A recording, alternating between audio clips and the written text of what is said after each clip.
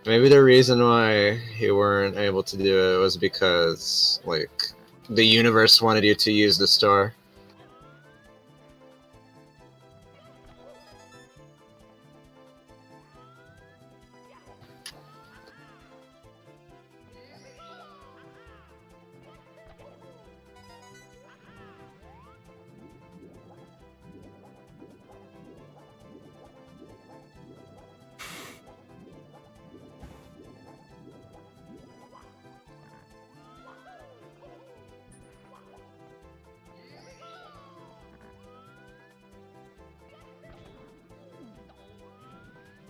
No! Though I missed.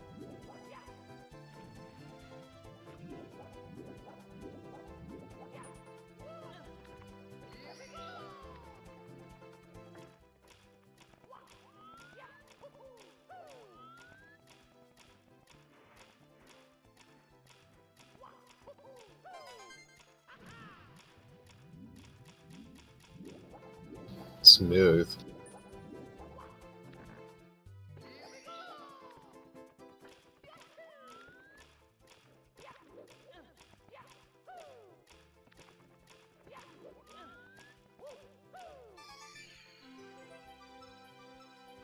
Something petition to make Wario more German again. No, I missed.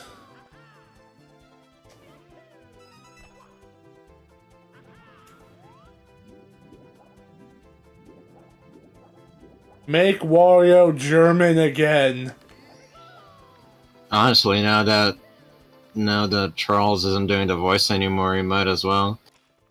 Yeah, give him back the OG voice.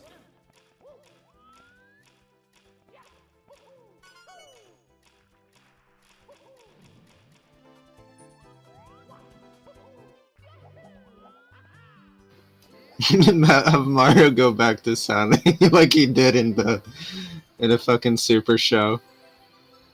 Yeah, bring back the Brooklyn accents from the original guy, not the one from World War 3. Yeah.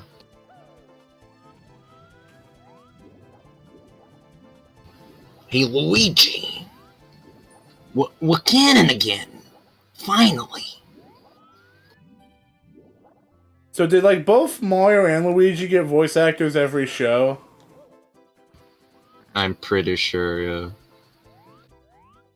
know, I wonder what the point of even like separating them like that in the first place was. Because at least with like World, you know, they kind of stick to one setting, and like Yoshi's there now. But like, why 3? Yeah. I guess like from what I remember, 3 does like use more like actual in-game concepts in the show. It does, and I suppose that Super Show is kind of like a mixture of elements of Mario 1 and Mario USA. Yeah. Well, it would just be Mario 2 since it was made since the show was made in America. Yeah, yeah.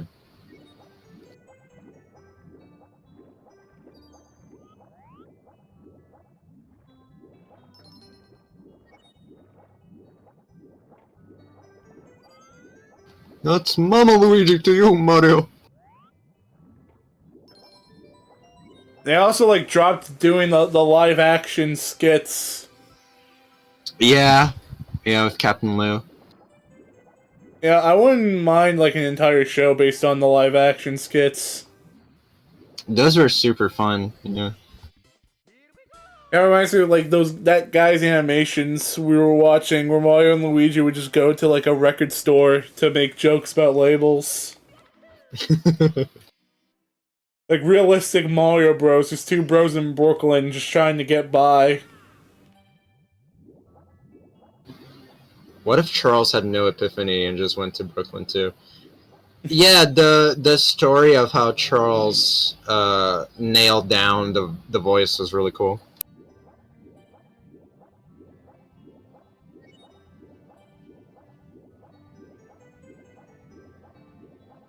Honestly, it's crazy to think like how big of an impact that's probably had. Yeah, he looked at Mario and said, this guy doesn't really scream Brooklyn accent to me. I'll give him a chipmunk voice instead.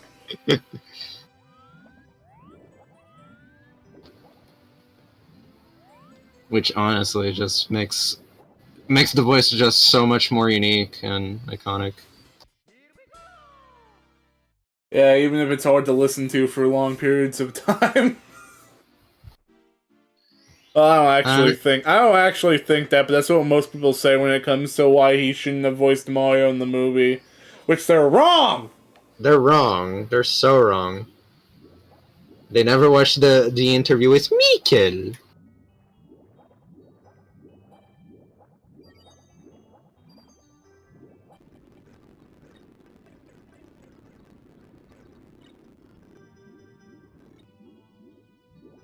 I don't know. That is one of those things where people are like, "Oh yeah, Mario's voice is grating," and I mean, I guess it's because I've been hearing Mario a lot, like since I can remember having memories, and it's like associated with very like good, near and dear things to me. But I don't know.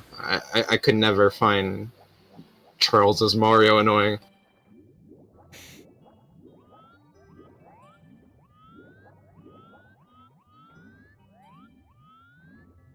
I'm generally curious if Chris Pratt had like any self-awareness when he like did that video where he was like talking about how much he's played Mario, and like he literally had to pause himself and think for a moment just to say Koopas. Yeah.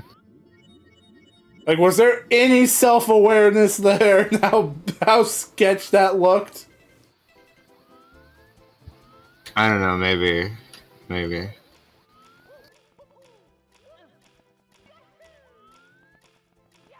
I feel like he was at the very least playing into the idea a little bit that nobody expected him to do an actual voice. It's like when you listen to it, it feels like he does like do a bit of an impression. Like there's like some attempt at doing like a Brooklyn grunty voice, and it's mixed in with his normal voice. And sometimes he just doesn't bother doing that, and it's just his normal voice. Yeah. I don't know, just watching the movie, like it didn't bother me. I'll be honest, dude. The movie's kind of soured a bit on me as time went by. Like I'll always enjoy it for a popcorn flick, but I honestly would rather watch the original. True though, true.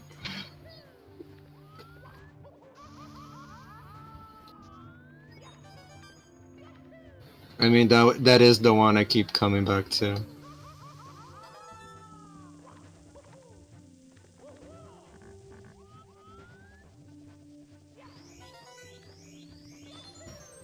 And I enjoy watching the OVA too. Yeah.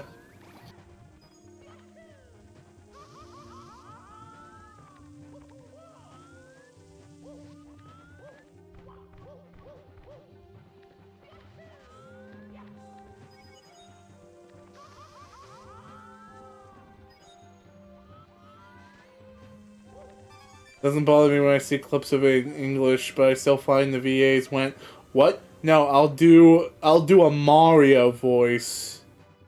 Find it cool. Yeah, that's true. Right, I see what you mean now. Like in other languages. That's true.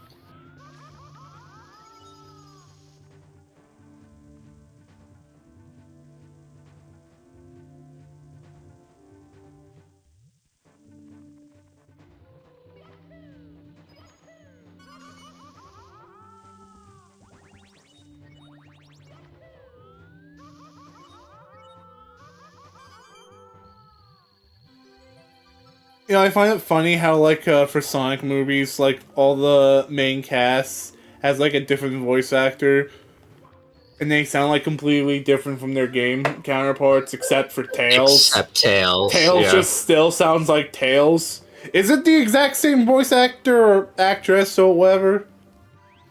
Yes, it is. It's Colleen O'Shaughnessy.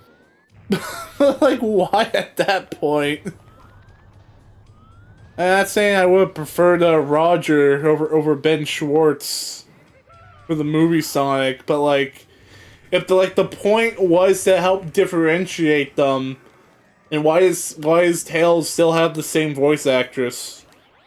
I guess they just couldn't be bothered to find a celebrity actor for Tails, and they were just like, okay, let's go with Colleen. Maybe even they knew that no one cared about Tails. Yeah, I guess. They're like Tails, more like fails. They're like, Bring in his voice actress. they're like, oh, we already spent all this money on Idris Elba. We can't afford another celebrity actor. Just get Colleen O'Shaughnessy. Here in Brazil, it's just like our cartoon Sonic voice and all. Yeah. Is that a good or bad thing, Prime?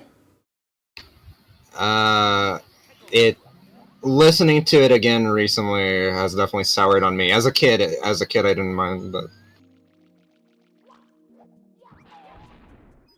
Yeah, thankfully we don't have to fight Sega Brazil.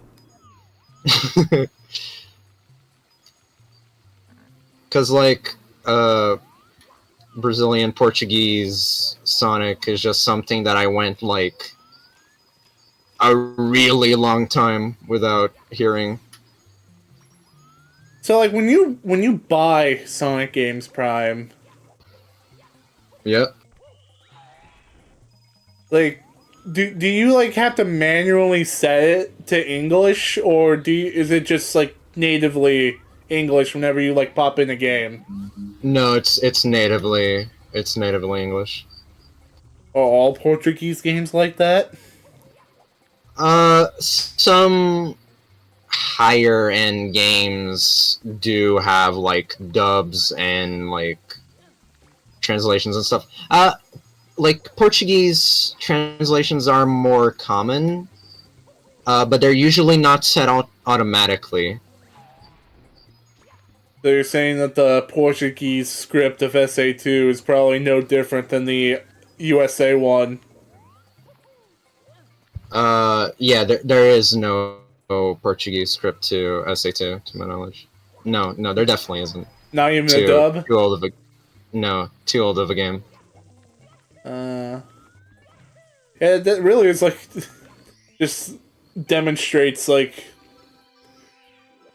who the industry, like what countries the industry is like most valued in. Yeah, yeah. Like nowadays, I'd say like mid-range games will probably mostly have translations for Shit, what the Portuguese fuck am along I with the doing? options. There we go. Anyways, go on. So like if a game has like translations for like Chinese, Italian, German, that kind of thing, it probably has Portuguese too. Uh, for actual dubs, it probably have to be like higher end games. Brazilian Norse Kratos. Yeah, like God of War, for example, yeah. I know it's I know I'm being stereotypical to suggest this, but like it wouldn't be funny though if the only games that are guaranteed to have Portuguese dubs are soccer games. Yeah, true.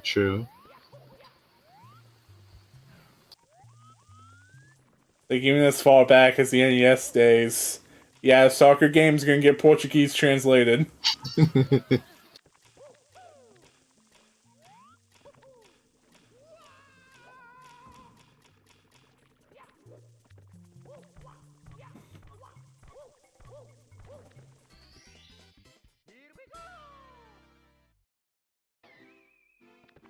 Love when games get dubbed. Gotta be one of my favorite genders.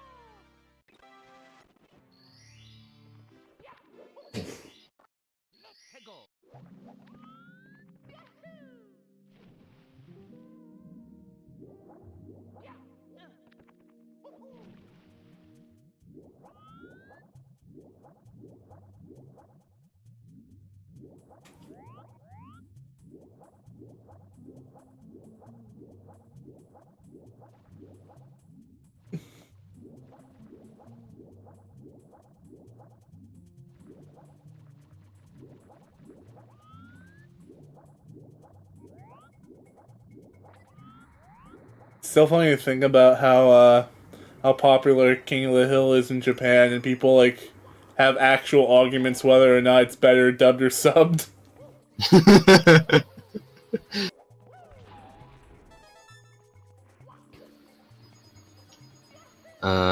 Mario Wonder even got Brazil and Portugal dubs for the Talking Flowers. Yeah, yeah. Yeah, the Talking Flowers are like had dubs for like fucking everything. It was crazy. Yeah, I find them more entertaining when I listen to them in another language. Yeah. Feels more at home.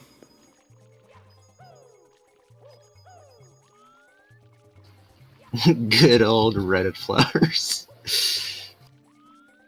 Well, that just happened.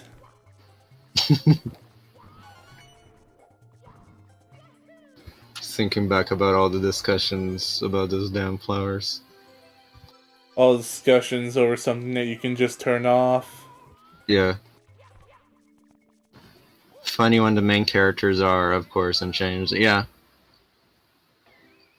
Which for a Japanese IP is definitely pretty funny. How Mario's default is just English.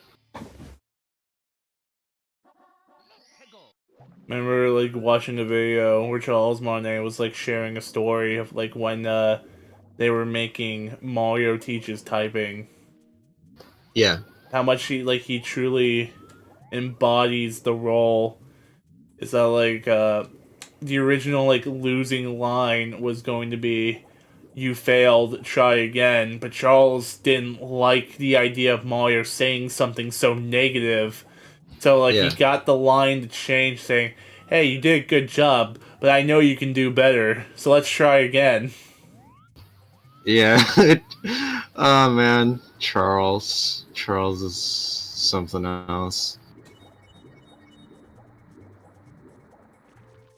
Like, it's kind of funny to think about it, like, for the most part, like, this characterization is, like, coming from Charles himself.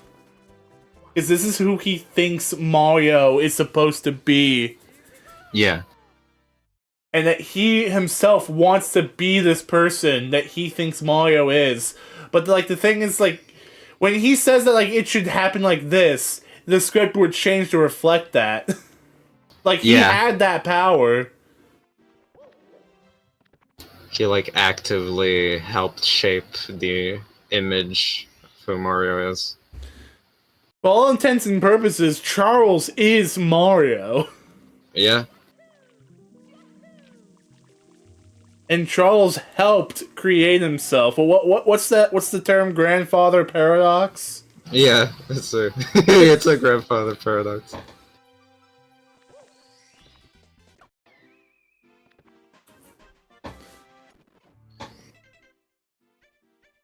I don't know. I'll never be completely okay with the change, especially because like there's just like no reason for it, at least that we know. Because even if he was, like, faltering on the other voices, like, whatever, but, like, he was still doing Mario fine. Yeah. Yeah. Bruh. I'm just realizing that I've been so autopilot, I've been forgetting to use the star. The point of the Yeah. stream. I'm real, Mario.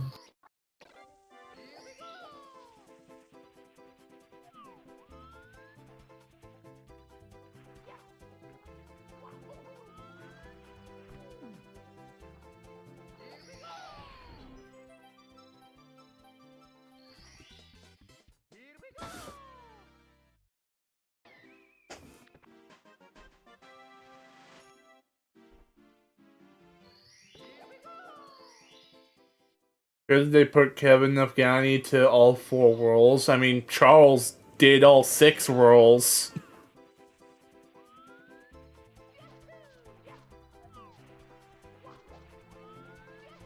And besides, that's less people to pay.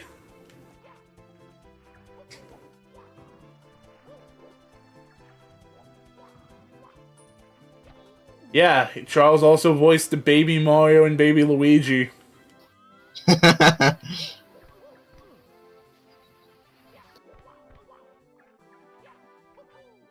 Like, truly every aspect of Mario in the games was voiced by Charles. Yeah.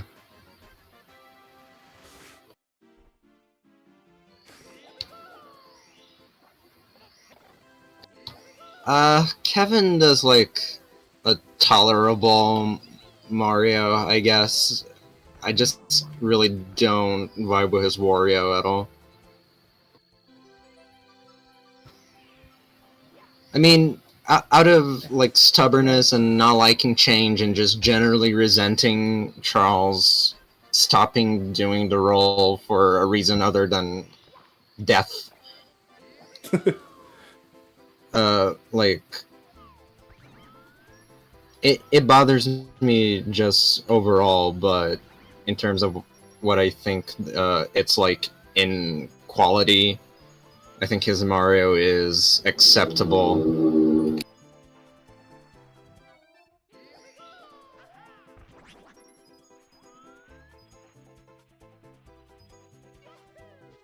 Like, the It's a thing weird is thing. that the thing about, like, with Charles is that, like, when it was announced that, like, he was stepping down from his role as Mario, the question, like, was why. And, like, they said that he was going to become a Mario ambassador, but Charles himself didn't even know what that was supposed to mean. Yeah. And he has said that he wants to do Mario until he dies, and he could still do Mario's voice. Even if, like, maybe, like, even if they, like, wanted to, like, just say, we've only ever had, like, to pay one guy to voice all these characters, and we don't want to, like, pay for multiple people if he can't, like, do these other voices anymore, because I'm sure, like, Wario was, like, doing stuff to his throat that he was struggling to keep doing Wario nowadays. Yeah. That would still be scummy because it's still taking his role from him, but like at least that would be an explanation. Yeah. Like, really, even if it's an upsetting reason, I would just like to know the reason. If people are trying to claim that he's retiring, he's not. Yeah, he's not.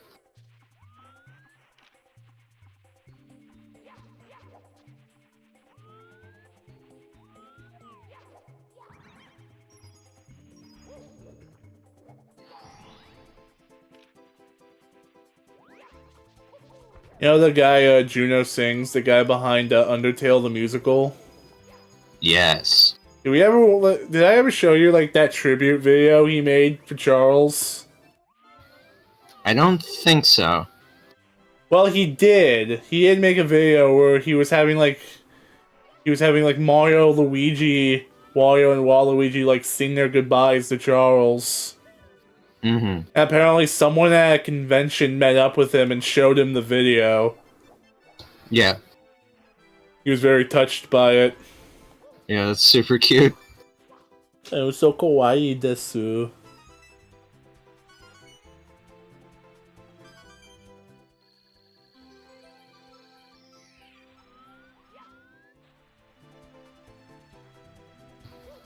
I don't know, and I think there's just something about Charles that just kind of like makes him a lovable figure.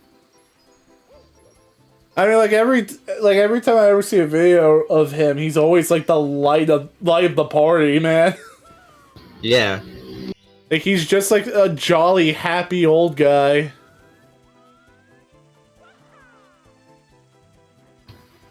Like really in a way, it really does feel like he actually embodies Mario. He does, man. He just does. Like he always says that Mario is the man he wants to be. Yeah, which is awesome. It's so cool. Like he fucking loves his characters. Even if he does say that, like, Wario is his favorite because he actually gets to voice him. Yeah.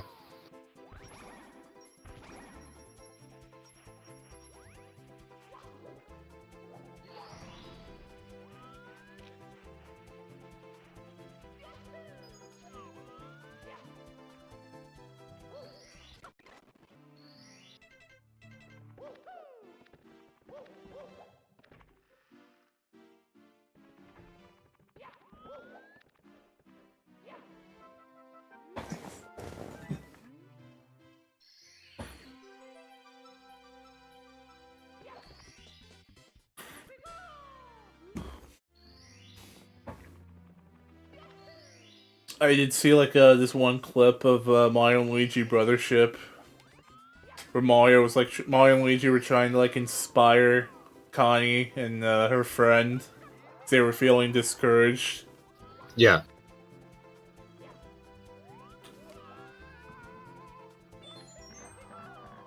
What was it that was specifically said?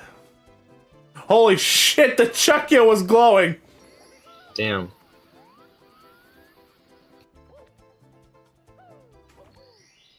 I have to go through my Twitter again to find it real quick. Ooh.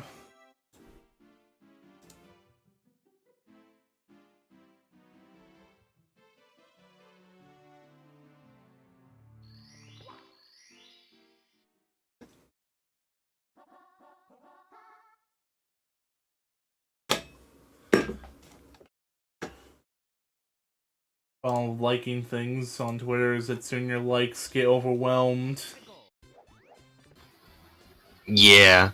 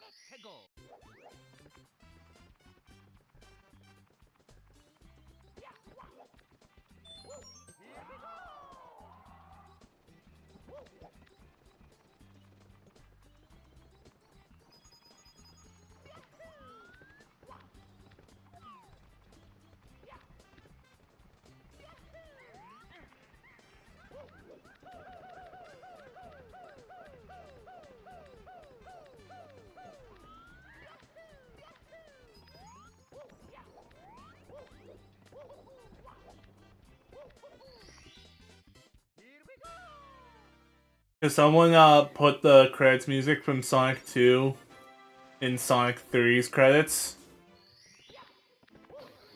Yeah. actually fits better than the music they used for Sonic 3.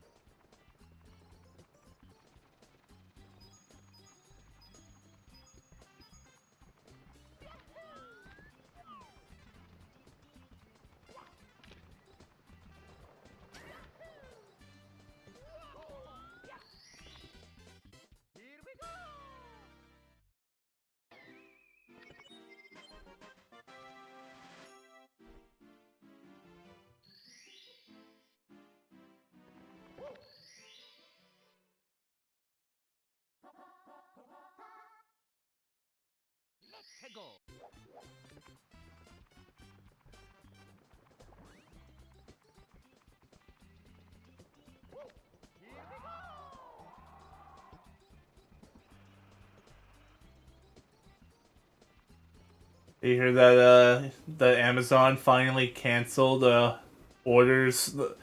Amazon finally canceled pre-orders for Mighty Number 9 3DS port. Really? Yeah. After a long wait, we're not getting Mighty Number 9 on Nintendo 3DS like they promised. Oh boy.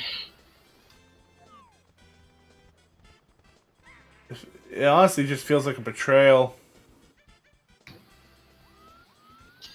Betrayal! Well, I guess the fans are just gonna have to step up yet again.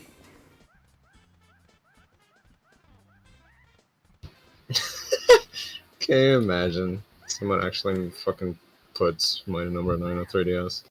Yeah, someone would have to care enough. Okay, I think I found the clip.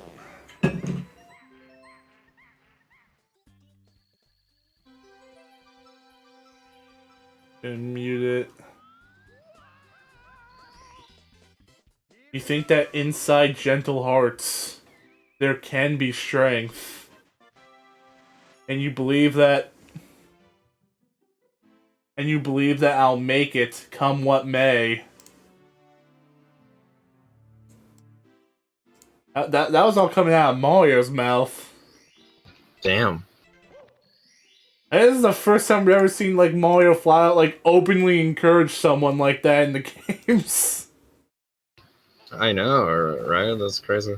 Hello, Shiny Store Sparkles. How you doing?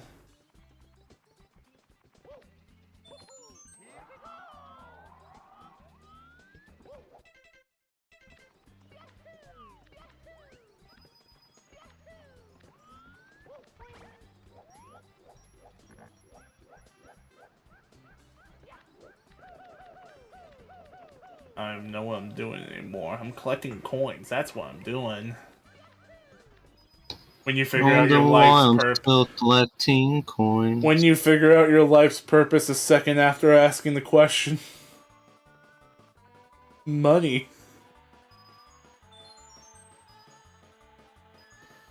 Ukiki Solo's floating cage. True. That floating he is cage. At least cage level. And that floating cage solos Goku. Well, think about it this way. Mario can't destroy the cage, but Mario can destroy Goku. Exactly.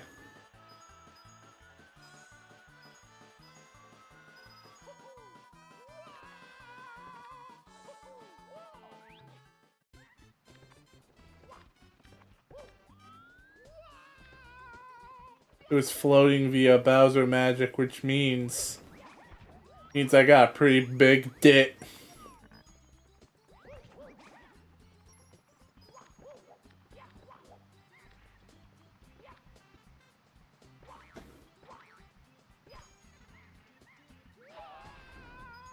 Yeah, Yukiki is definitely stronger than Bowser too.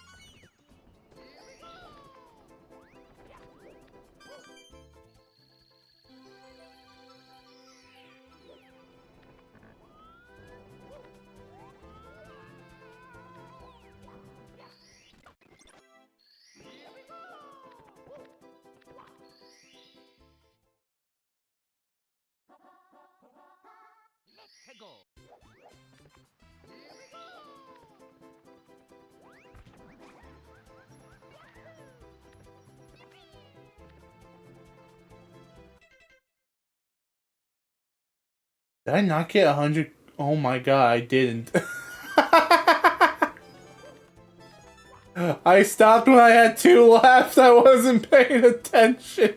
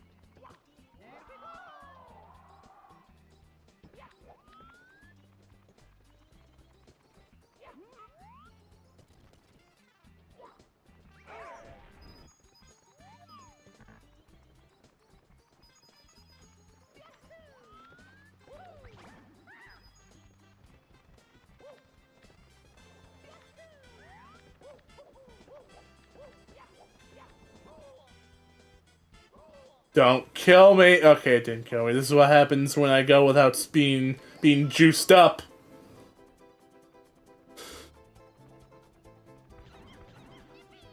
Oh god, I'm dead! I'm alive!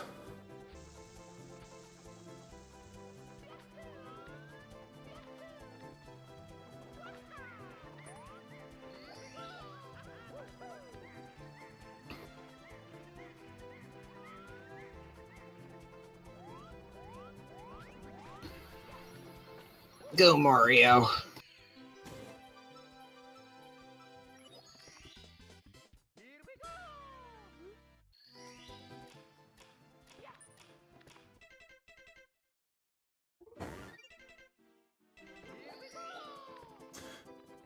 Okay, so I want to read something for you. Do. So it starts with this post. Hot take. If Sonic can be anything, then Sonic is nothing.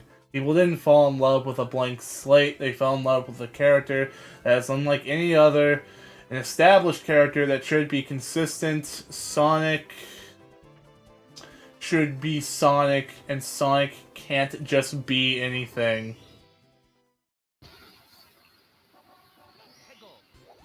I agree. I don't agree with the premise that Sonic can be anything to begin with. And I feel like some people are being like a bit too literal with that.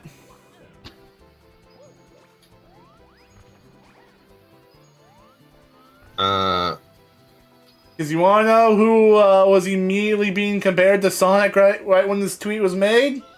Who? Mario? It's funny how Mario can do everything under the sun while still being the character we expect him to be, but we need 8 different Sonic variants with differing personalities to accommodate whatever he's in. I mean, it's different in that regards. First of all, depending on the Mario thing, he is effectively a different character. The reason why we have so many Sonics is usually because of different depictions and different media materials. So, like, we have the Deke cartoon Sonics, we have Sonic X Sonic, Boom Sonic, etc., etc. And just like that, Mario also has different versions. You know, you have Mario Kun, you have the Super Show Mario, you have OVA Mario. So Mario has his own variants too. Movie Mario. I was actually thinking about Bob Hoskins when I said that, but yeah, I guess I was also Chris surprised you Pratt didn't Mario. say Bob Hopkins. I was waiting for it. Yeah. Bro, I can't kill the giant Goombas. They just bounce off me.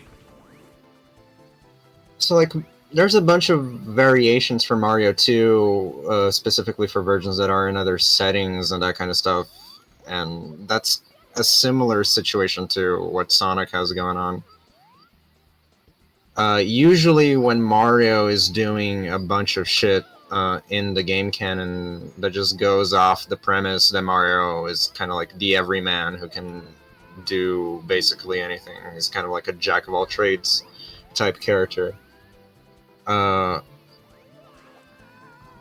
but like, you never really have a situation where it's like that for Sonic. And I mean, in situations where Sonic is put in different scenarios, at least Game Sonic is put in different scenarios, he does pretty well. Like, you know, in Black Knight, he becomes a knight. In fucking Unleashed, he turns into a werewolf and is pretty good at it. That kind of stuff. I just think the comparison there is apples and oranges because the ways in that Sonic is different in different medias isn't the way in where Mario does multiple things in within the game canon for Mario. Yeah, because like they only ever like the pictures they bring up of their examples is only video games. You got Mario Kart 8, Mario Golf World Tour, Mario Super Sluggers, Mario Pinball Land, Super Mario RPG Legend 7 Stars. But like the thing is that like I don't see why Sonic can't do any of these things Yeah. and like not be himself. I mean, Sonic has like sports games and fucking. Sonic is in sports games and fucking racers and that kind of shit too, so.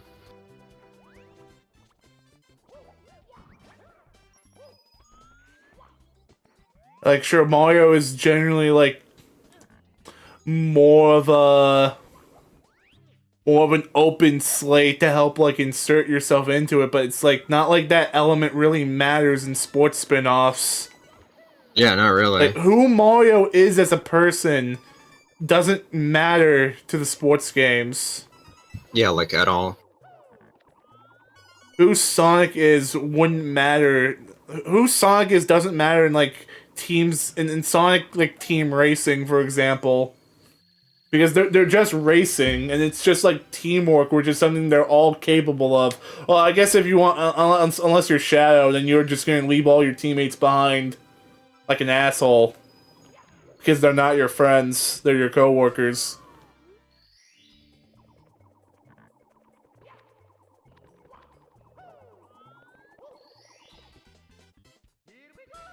But like what I'm trying to get at here is like Mario's more loose characterization throughout the franchise doesn't really have an impact on like him being able to be in other games.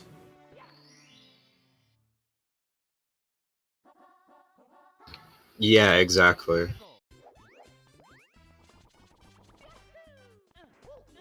I'm not. I don't have chat up, so I don't know if someone's replying. Only Punch Hitbox LMAO. Sonic Fishing and Frontiers count as anything. It counts as Kino because all the best games in existence have a fishing minigame.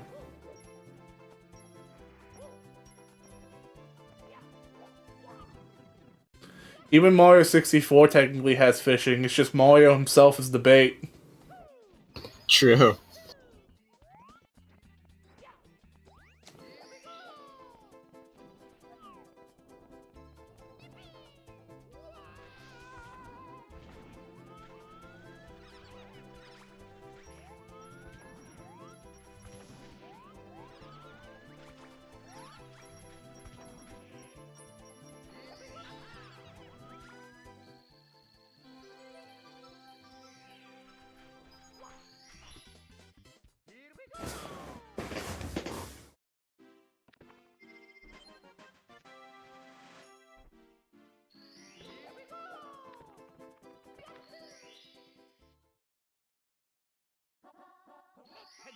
The whole thing about Sonic can't be anything. It's like referring to Sonic can't be anything as a character. Like this is specifically referring to characterization. Sonic cannot be anything, which I agree with. But like, there's nothing with who Sonic already is an established character. He can be a go-kart driver because he's driven cars before. He can play. He can be a baseball player because he was one in Sonic X. Yeah, he can do loads of shit. Be in RPGs. He's already had one of those before.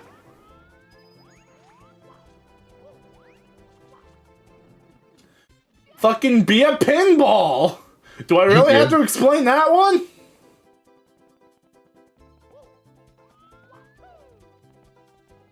The tornado was Sonic's plane.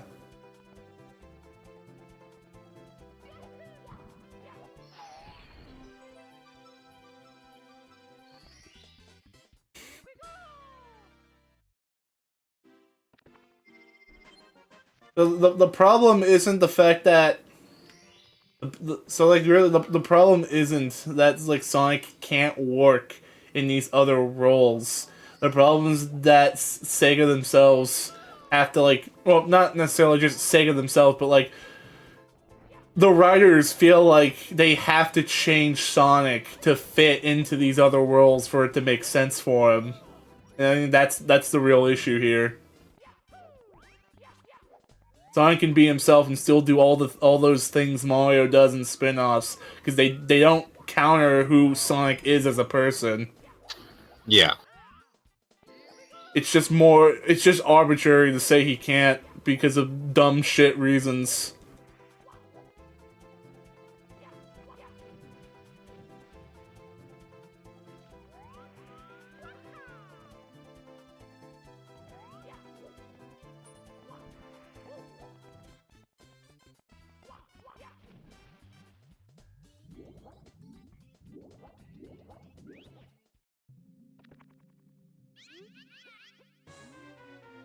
You know, I doubt the star's gonna do anything against Wiggler because it'd be the equivalent of punching him.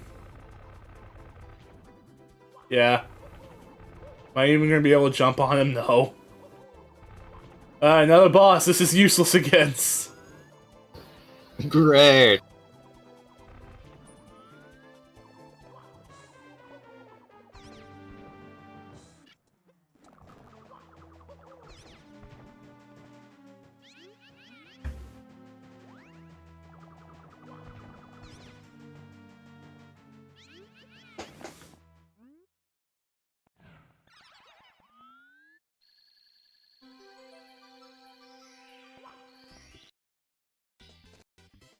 Oh shit, for a moment I thought the game just crashed. Jeez. So then someone with a... Oh, my controller got disconnected. Hold up. Huh, weird.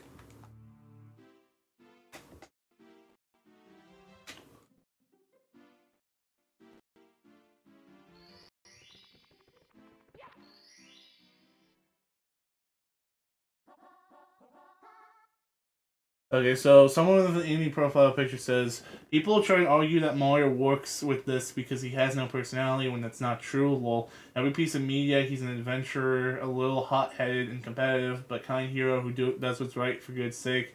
They never change who Mario is at his core. Hey, he's a jolly man that represents humanity and their ability to like overcome a challenge if they're just willing to step up to it. That's who Mario is. Right.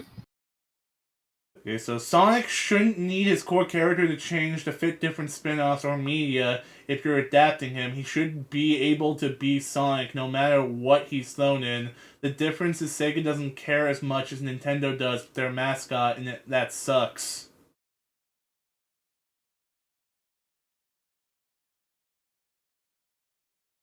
I'd argue they can't really do a lot with Sonic since his whole thing is to go fast, so putting him in something like a party game just robs him of that important part of his identity. And make a party game to fit his character and identify it should be your job as a developer to understand your character and how to best make a game style that fits them, to be honest. They already made a Sonic party game. It literally even there's even like Sonic fucking party shit in like secret rings. Yeah. This is kind of like the same like one of the plagues that like helped fuck over Boom is like the need to conform to this need to conform to speed. Yeah. Yeah, for sure.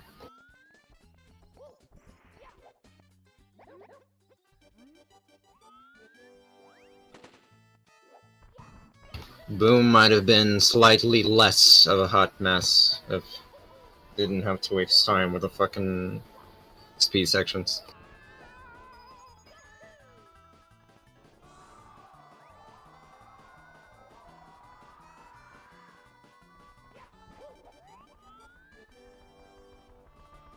So someone replies saying this.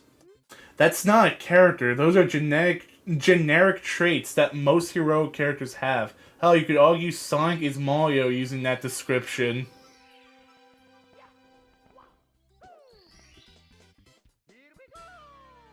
Yeah, that's not a character, they're just traits. Traits of what? Yeah. Traits of what? No, I'm gonna race Scuba the Quick again because I forgot to use the fucking star.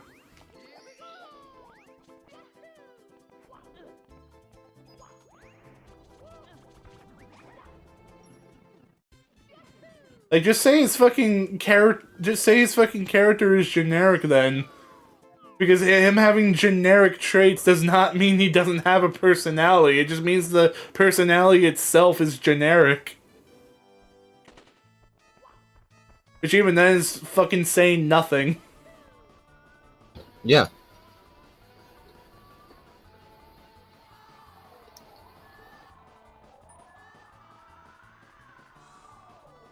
But that didn't go as well as I thought. I beat his ass.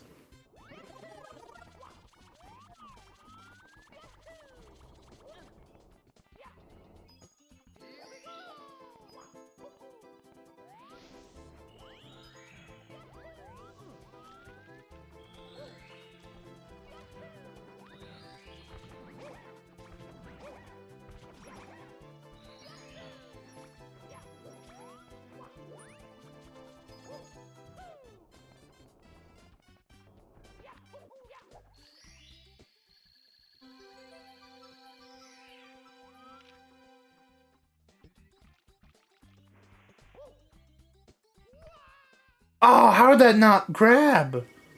Oh well. I don't know if you know this, but that's still a personality, and it's the core personality of Mario that remains consistent in everything he appears in, because that's who Mario is, and they have no need to change his defining traits.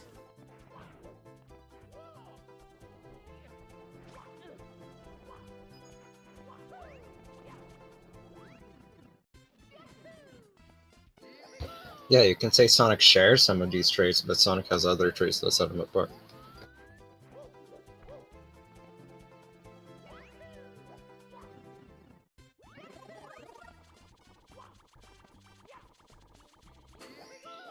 It's like when Sonic fans try to argue that Sonic doesn't really classify as a hero because he doesn't have traditional values.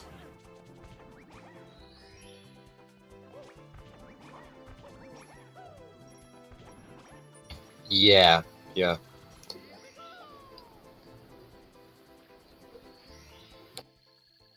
Just because he has traits doesn't mean he doesn't have a personality. Hold on, I'm gonna get the stuff first. How did he not grab?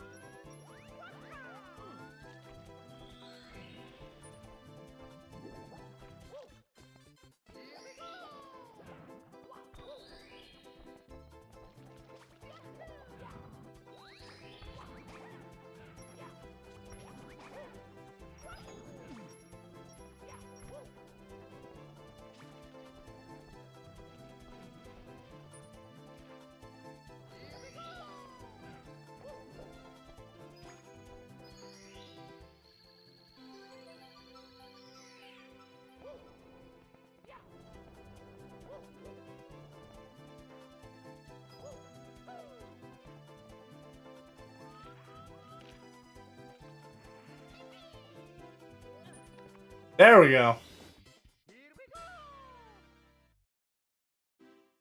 Just because he has traits doesn't mean he doesn't have a personality.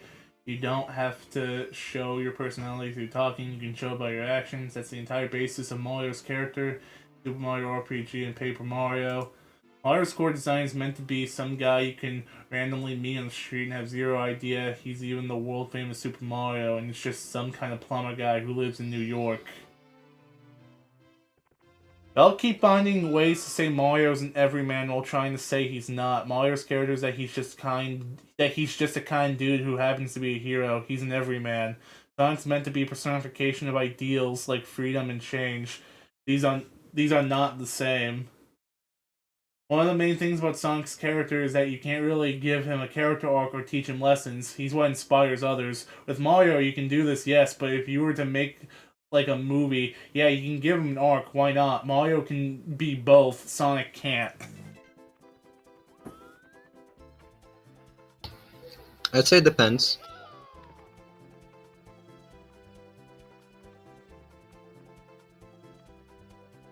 I don't get this mindset that, like, is he saying, like, an everyman can't have, like, a personality?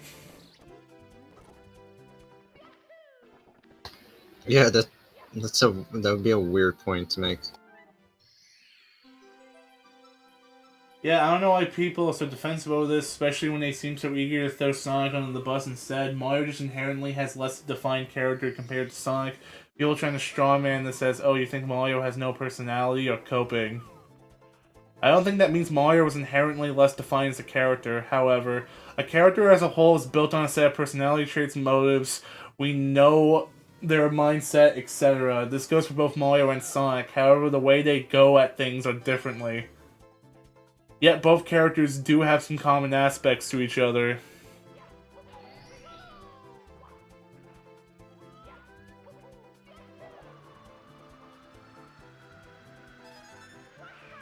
Yeah, lots of heroes have common aspects.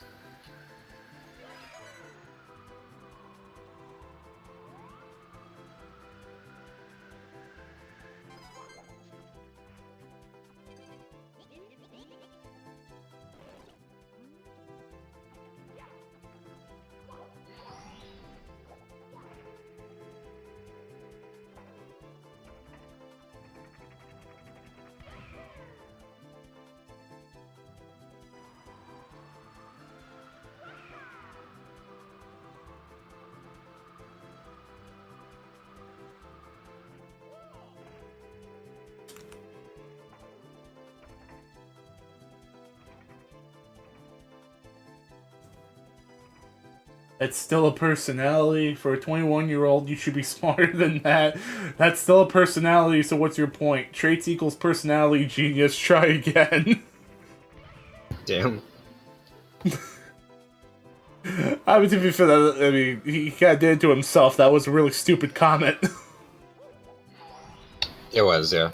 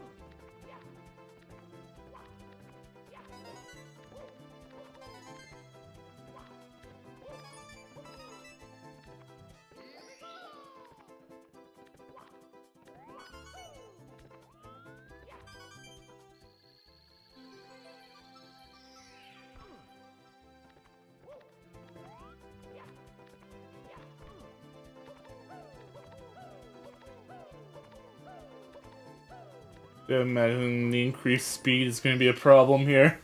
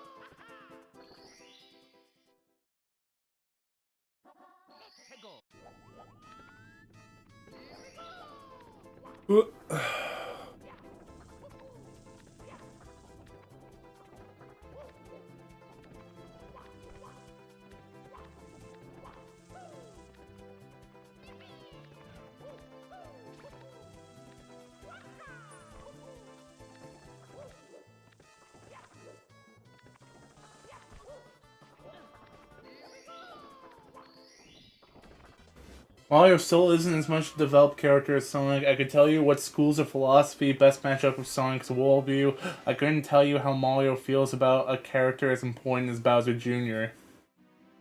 Lol, Bowser's Fury literally shows Mario is annoyed at Junior's and Bowser's antics and knows he's skimming the truth, but sees him as a good kid just wanting to help his dad and does it anyways, even if he's annoyed with their bullshit. At least try to know what you're talking about before you say some bullshit, lol.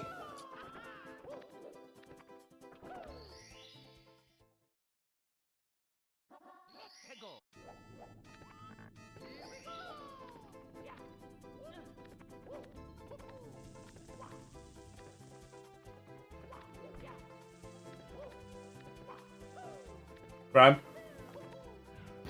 I'm just thinking, because, like, what he said about how he can point to schools of philosophy or whatever in relation to how Sonic thinks, Sonic's personal philosophy, but he doesn't know how Mario feels about stuff. That got me thinking, like, there's lots of stuff about characters that you can only guess at how they would react to a given thing or how they would feel about a given thing.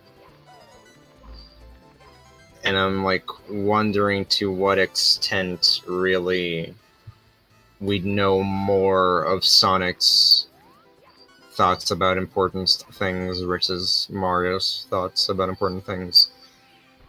And to what degree that matters, or to what degree that, like, would mean that one might be a more defined character than the other.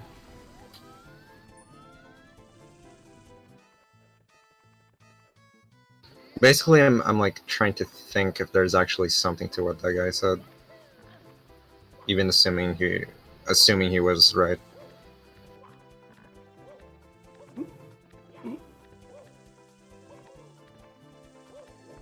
I don't think that's necessarily true.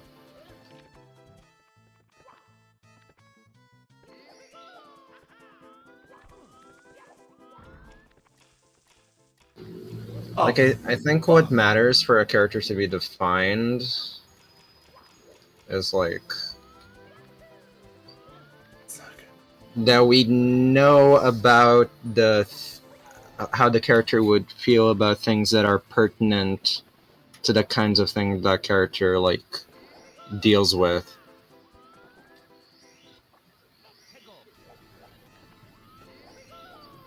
Like, for example, take Goku, right? Like, Goku's a pretty well-defined character in the sense that you really understand how he thinks and what makes him tick.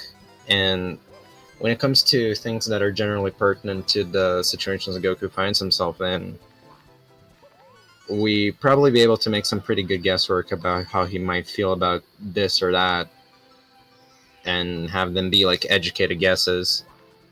Like, I don't know. I don't think it makes him an undefined character if we don't know about how Goku feels about like any given random thing, right? Like what his what his opinions on daisies are versus posies. I don't know.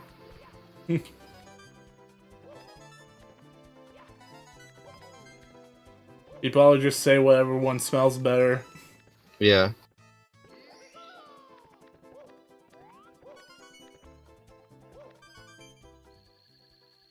He isn't lying though, Mario doesn't have a distinct persona or any sort of ideology attached to his character. I mean, Mario doesn't really even convey a message. The message is that despite his humble beginnings as a blue-collar worker from the city, with only his kindness and selflessness, he achieves world-renowned heroism that inspires even the most normal and unassuming people to make a difference. True, but is anything of that inspired through his personality? With Sonic, there's multiple action set pieces, dialogue, and plots which convey Sonic personality, feelings, and his views, and his purpose as a character. Does Mario have any of that? Not saying that's a bad thing. Yes, it is. Quit yapping about nonsense.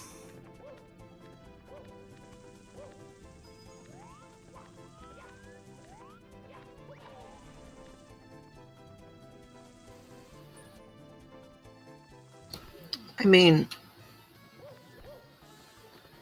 Mario's traits do inform like the way he acts and how he feels about people, I'd say.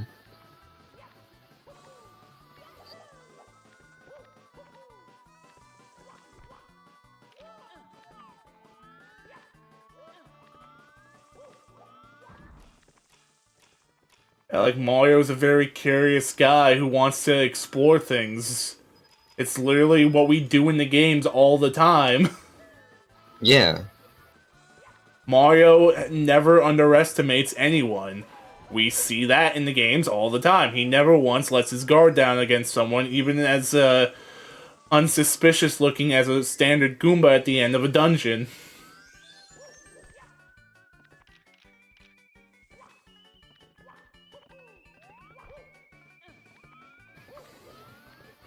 Yeah, I think this will go back to that topic we often come back to about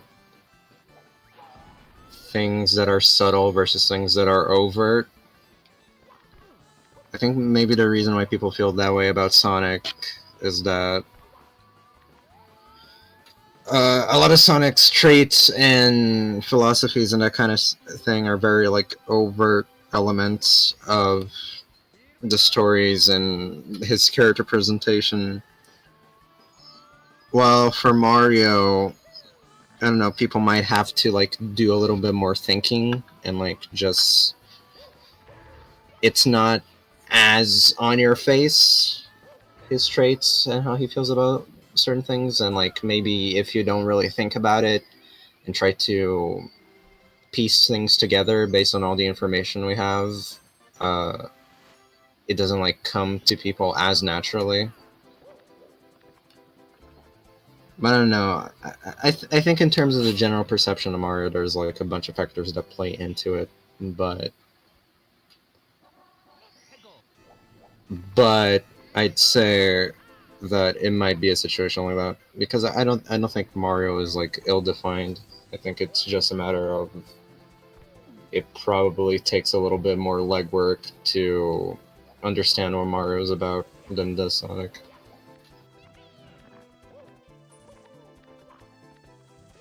Or at least know what Mario is about, like in a generalized sense, but maybe with, like more like subtleties and nuances of his character.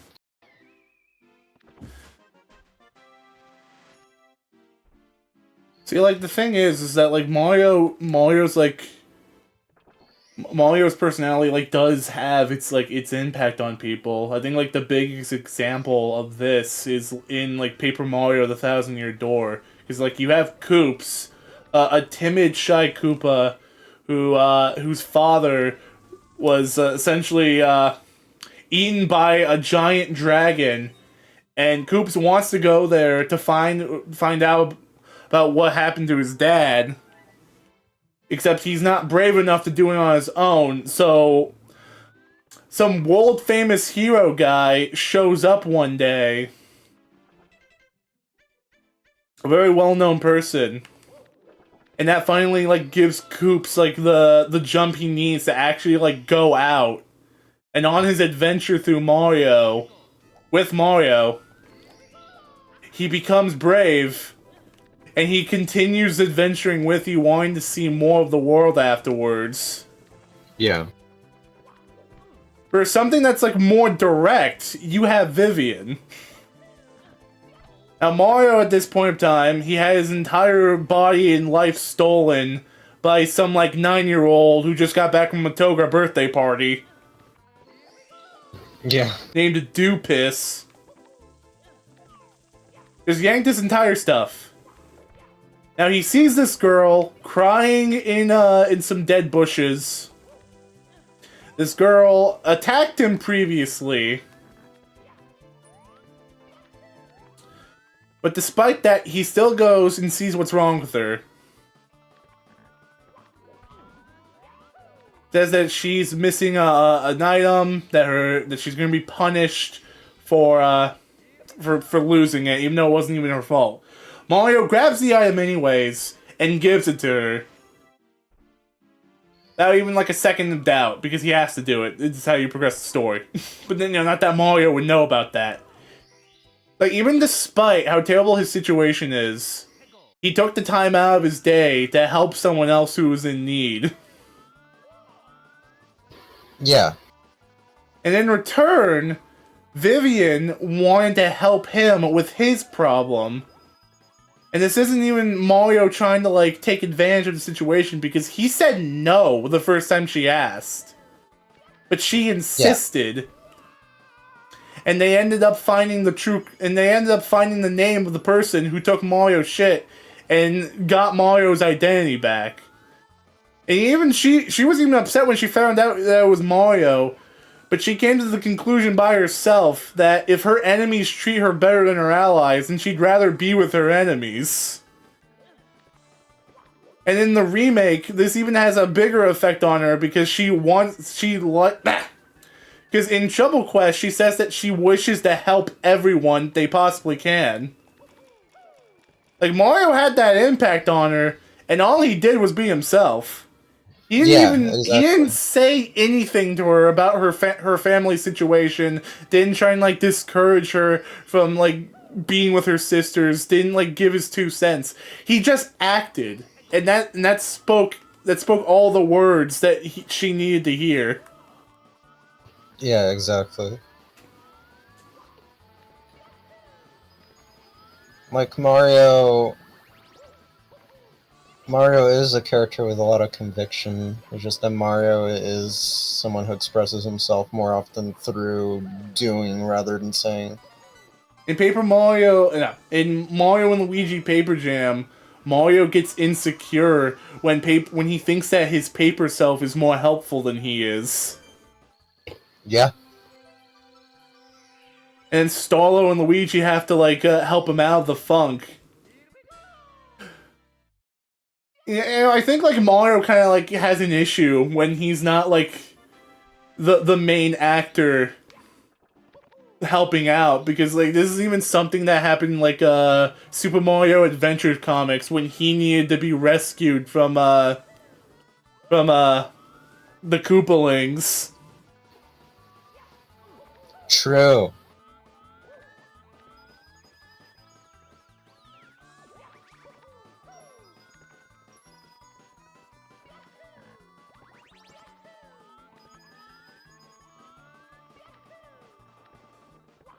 And what's really funny is that something that we see in the Mario Strikers game. Now, in those games, you know how like literally everyone is like at their most over-the-top competitive nature? Yeah. And how they have these over-the-top animations whenever they're losing? Yep. It's always so funny that the guy who fucking stepped on Luigi's shoe that one time is the person with like the most calm animations. At least before Battle League came out, where everyone went to therapy.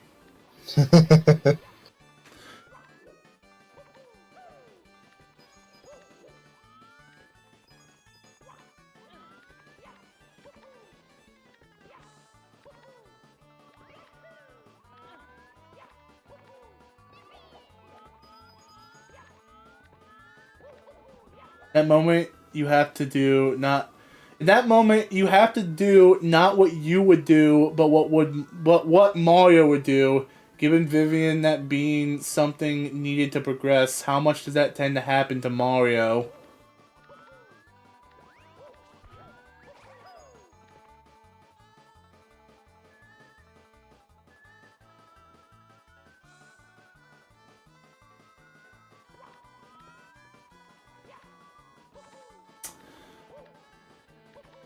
When he's not, like, directly asked to find something by someone he knows is important for progression.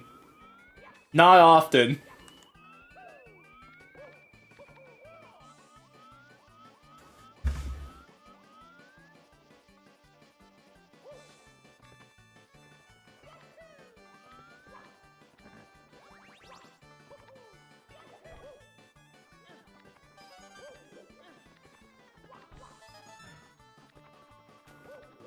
Yeah, as we have like as we see through like fucking Charles himself has stated that he would never say anything that Mario wouldn't say.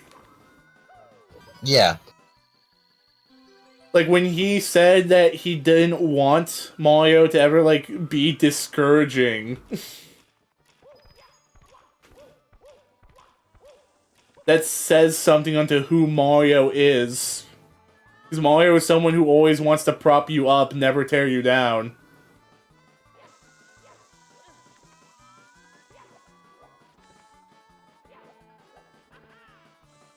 Oh, give me the fucking star. Thank you. I was starting to think I was playing the vanilla game for a second.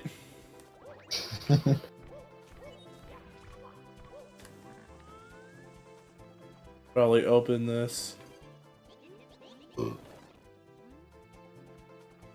Because I think at this point I'm just past the usefulness for this item.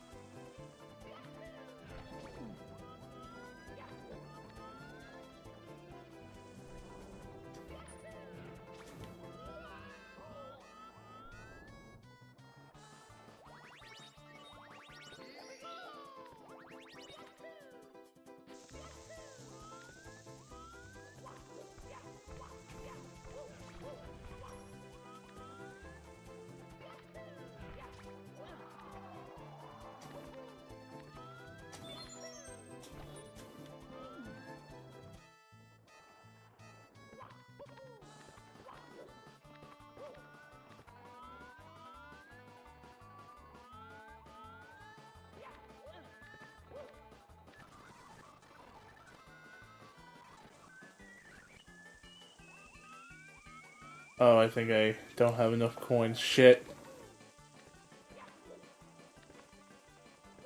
Damn it. Oh well. I mean, you can literally just speed up the flow of time. It doesn't matter if you miss a carpet.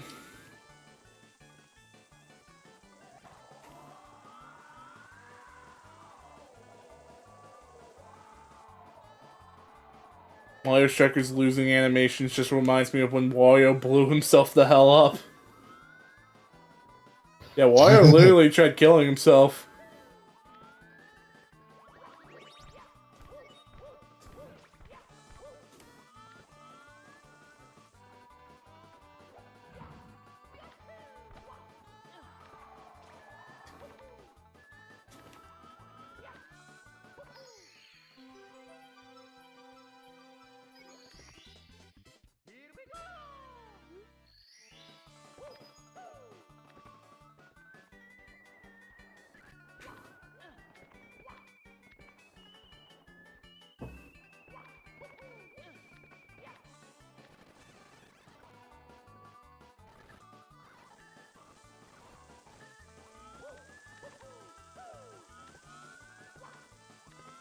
Ah, fuck, I forgot these coins were here. I didn't have to get off for shit. Damn it! Oh well.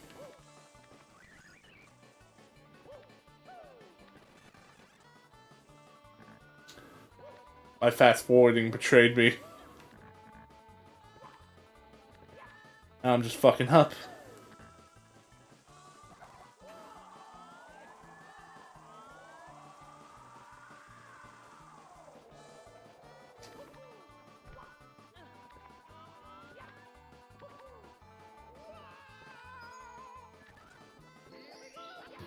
Carpet by Toby Fox.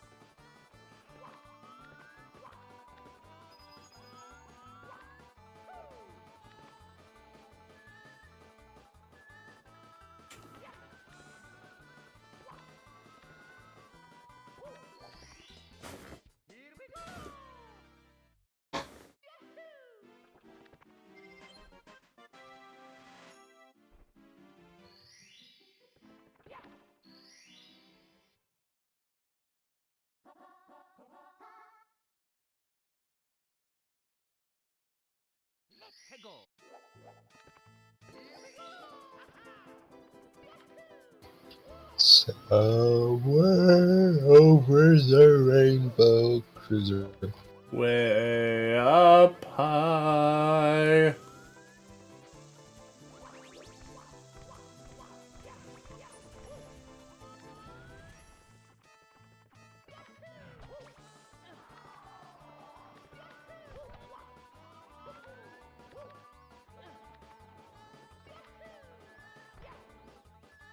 Damn, dude, I can never be consistent on that jump. Annoys me. The problem with being faster than light is that you can only be in darkness. The problem with making time go faster than you is that you have to watch it all slip away. It's literally the plot of Click. Dude, I, I love that movie, but it always annoyed me.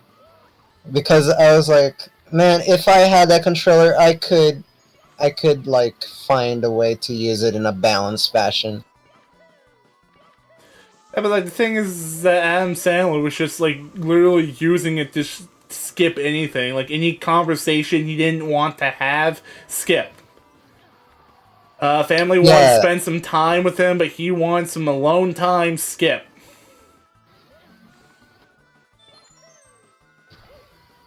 Like he was really fucking irresponsible with that thing. yeah, but like my brain never really like thought about really like the message of the movie, right? About like the importance of the little moments and all that, even stuff that like you might want to skip. I just thought about how, man, if I had that controller, I'd use it so much better than Adam Sandler did. Man, if I was making movies, I would make so many better movies than Adam Sandler. You know what the kind of guy Mario is, Prime? Hey, Crazy Nights. What? Mario is the kind of guy who would, see you alone sitting on a bench, and then he'd sit with you. And then Yeah. you'd give him a moon for it. Du-du-du-du-du-du. Then he would just do this animation where he just floats in midair for a second, then he would just leave, and then chances are you'd never see him again. Yeah. That's who Mario is.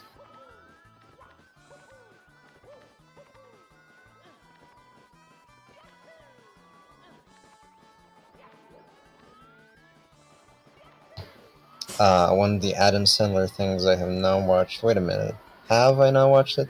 If you haven't watched Click, you should definitely watch it. It's a cool movie. Yeah, some say it's one of his best movies, while other people say it fucking sucks like the rest of them. But, you know, it's Adam Sandler, so people are gonna be mixed regardless. Yeah. Like, I think 8 Crazy Nights is a fucking masterpiece of a comedy for all the wrong reasons.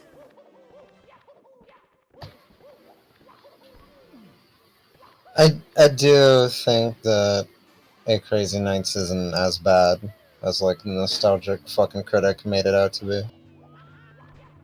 Oh yeah, I mean, like, he always over-exaggerates.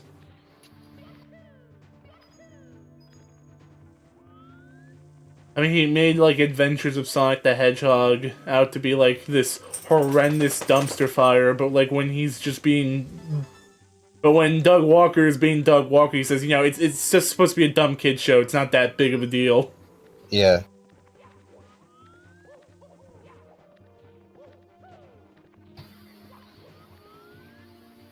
Oh, it was... Yeah, okay. I was thinking about some other YouTuber that had a review of adventures that I thought was notable, and I couldn't put my finger on it for a second, but then I remembered it was PBG. Oh yeah.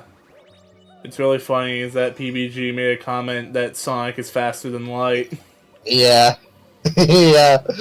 That's why the review has like stuck with me.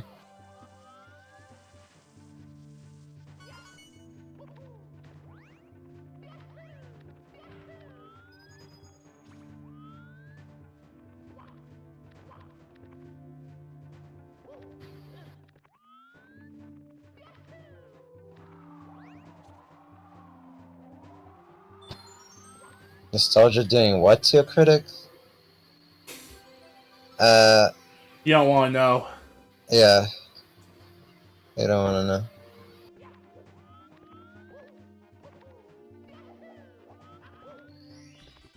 Honestly demonstrates a lot of what Nintendo says about Mario's interactions with culture, so not just by having people with big conflicts, but also the little side missions that in some cases include engaging with their customs, e.g. outfits, NDC festival, scenes, etc.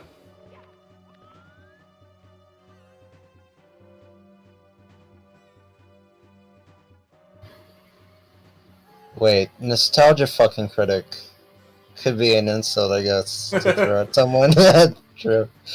True.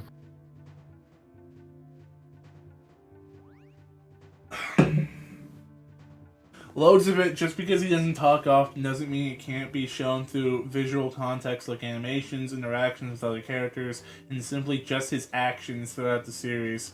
Yes, a character's personality isn't conveyed only with dialogues. If anything, I find it incredibly fitting for Mario personality.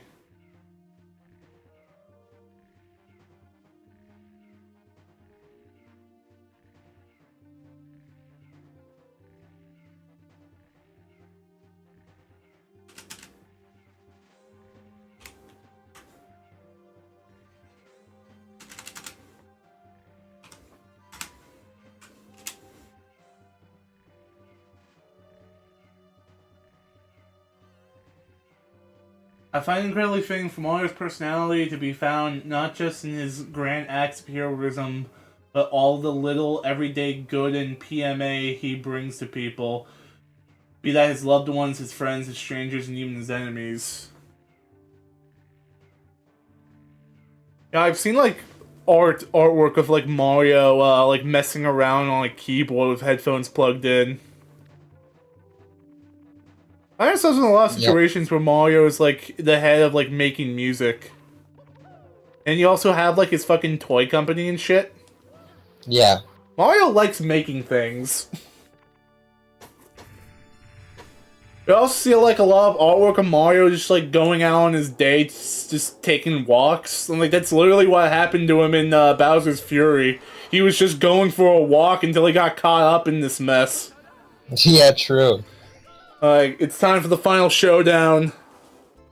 A Rainbow Bowser versus a Rainbow Mario. Holy shit! It hurt! Whoa. you forgot. You forgot to make him invulnerable to that.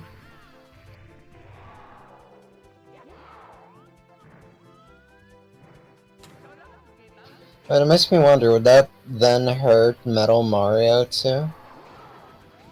I think. You know, I find that I'm better at Bowser throws if I just go for it instead of, like, waiting on it. Like, Same. The sooner I throw him, the better my aim is. Same.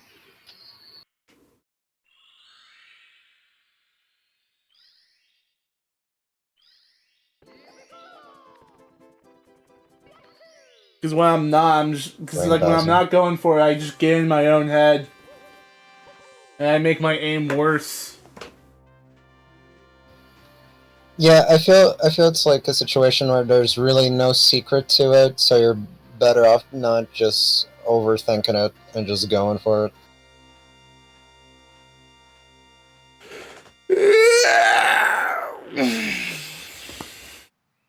Like, odds are you're probably gonna get it right. That's... Well, I already had like 20 points on this already, so that's another 100 points. That puts me at 152nd on the leaderboard. Let's go. Climbing. I got 1,574 points. That's a lot of points. A lot of points.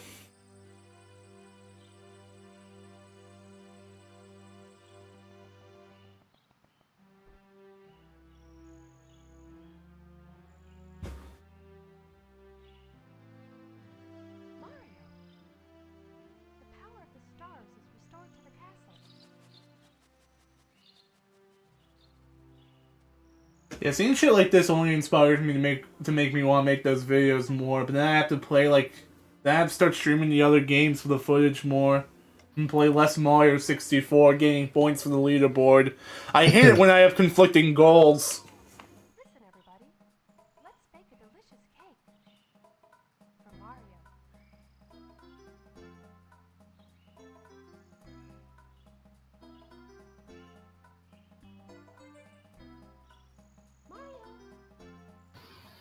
I don't know, maybe you could make a schedule where you have 64 days and other game days. Yeah.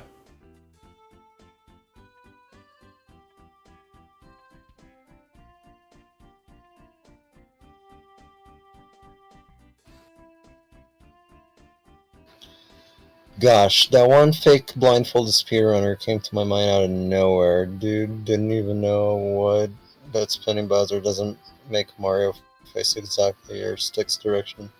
Are you talking about that guy that Charlie Brown 64 exposed?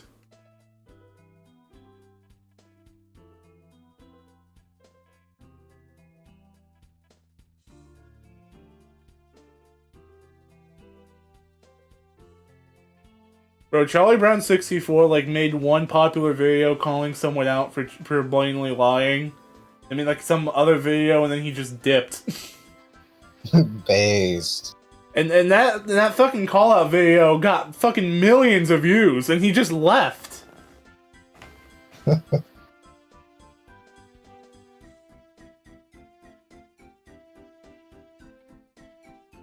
You know, Prime, this is a fucking problem I'm having with our conversations here.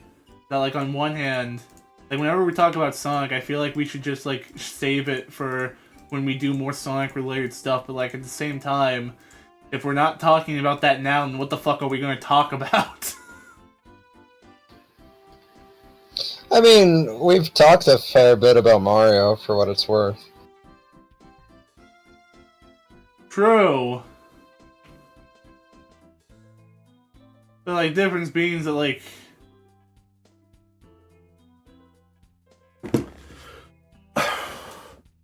I think it's just... I'm always, like, separating, like... the Sonic stuff because we had like grander plans, specifically you and me together to do with Sonic. So I just Yeah. feel like we're wasting topics talking about it here as if we can't just repeat ourselves later on.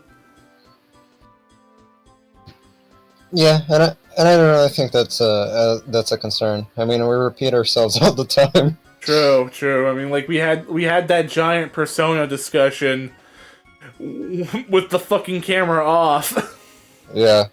or the OBS turned off. That long ass conversation. That was such a good discussion. God damn it. Ah, man. Next time we start this. Next time I think we're going to have a long discussion, I'm turning OBS on and record. Yeah. Thank you so much for playing my game. When you're going to talk about Catastrophe Crow 64, when we finally get Body Harvest Moon 64.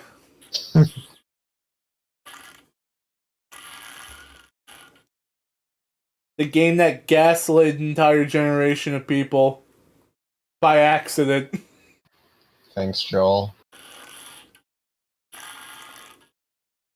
I mean, I got 8 viewers, almost 200 views. Man, this streaming consistently thing has been working out for me so far. Yeah, alright.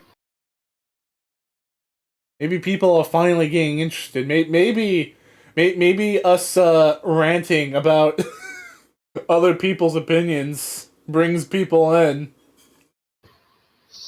I mean, that is a pretty useful thing about Twitter. It does give us shit to talk about. Yeah. Like, I shit talk this site all the time, but I can never leave it. Yeah. It just gives too much, man. And hey, if it's gonna be a pain in the ass, we might as well use it to our advantage somehow. And I said that's a Yeah. pretty good way to do it. Thanks, Elon.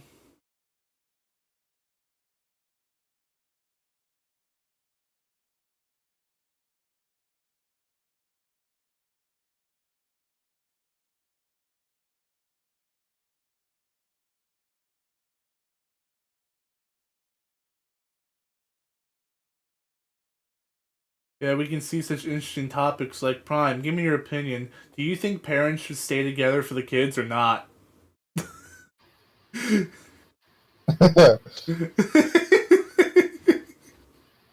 Depends. Depends.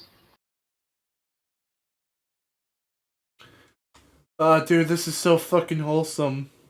There's this girl that has like a birthmark that's like covering a quarter of her face. Yeah.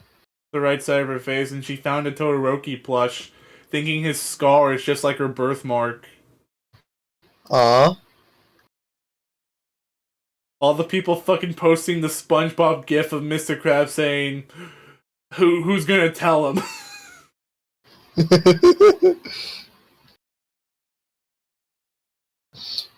How do we tell him? Let's kill him.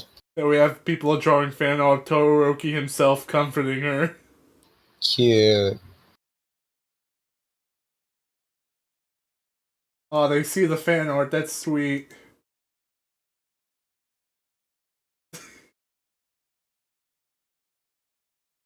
I wish that child the best and hope she doesn't get bullied. Like I was for being fat. Although, to be fair, I chose that lifestyle.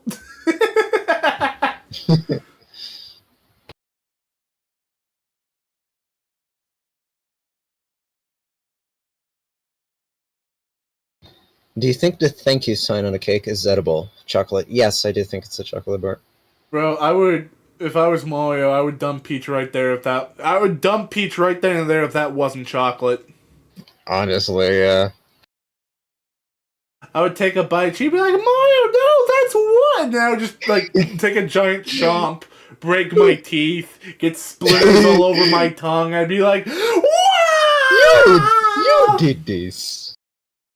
Wow! it would somehow result in my ass getting set on fire somehow, like it would in a ROM hack.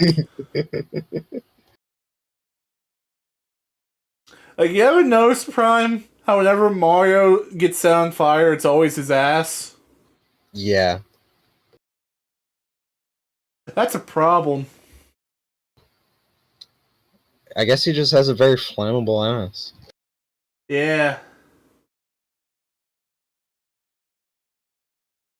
Can I tell you what else to do? It worked out for you when I told you to stream every day. Then again, to be honest, I dislike telling people what to do. Well, counter argument, I didn't follow your advice because I didn't stream yesterday. So, ha! In the brave words of Crash Bernstein from Crash and Bernstein, I do not need your incredibly helpful advice.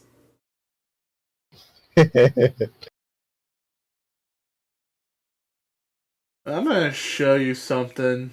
Instead of ending the stream here, I'm gonna like show a hack that I completed off camera. Did a little ROM hack playing off camera. Now I have 1 billion points. After playing for like 5 minutes.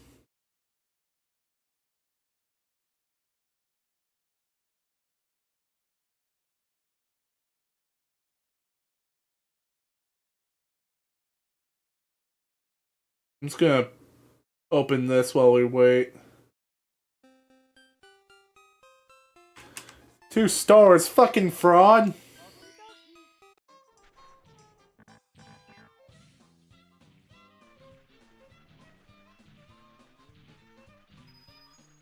Dude, this Nuda guy's ROM hacks are beautiful, man.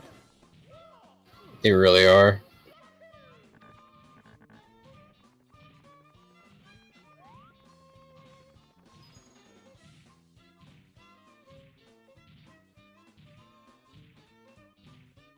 Ah, shit!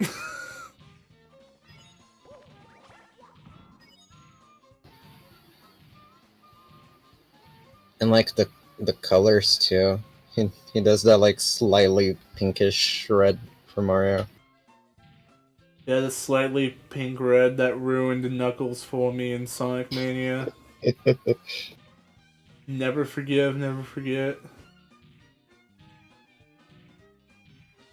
Okay, let's see. BC313 abandons their new version. Holy shit, Anniversary! It's console compatible! Say what?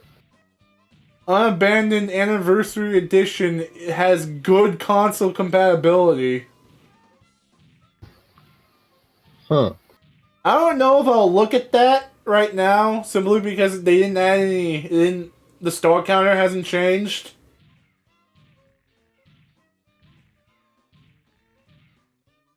Did I just not get. Did I just not see the ad, or do I just have ads disabled for that server? Damn.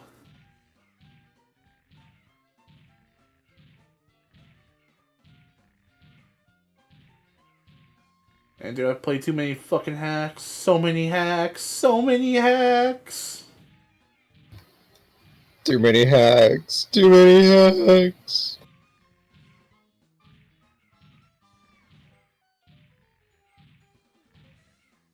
You idiot! You played all the hacks! I wish.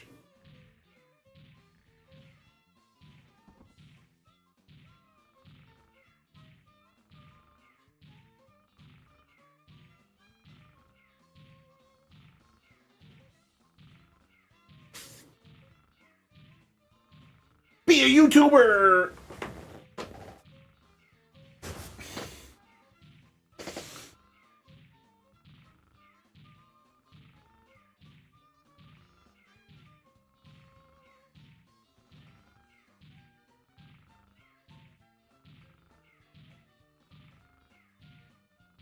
Okay, hold on. I'm just gonna search for it.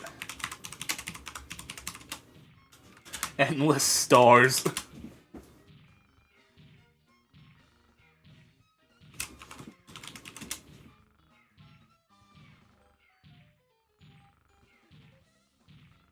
So this was an entry in the dream competition. I genuinely don't remember it, but I thought it was cool.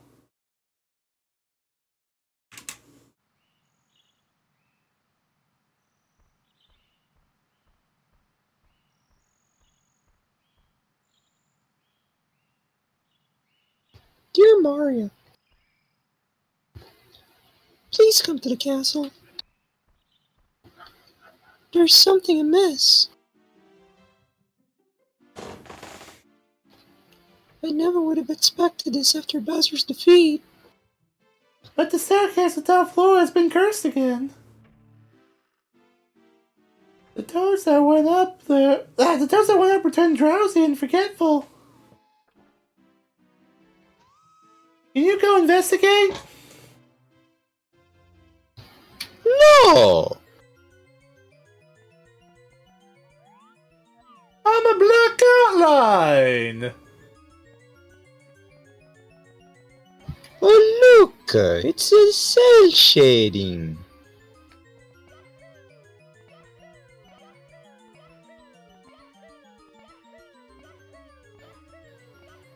Okie dokie, time to do this trick again.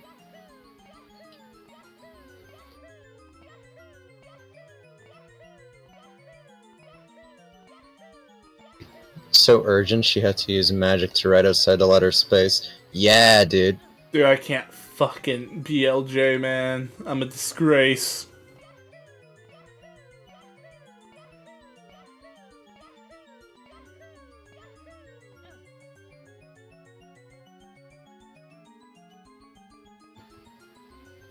Yeah, for what it's worth, I can't BLJ for shit either.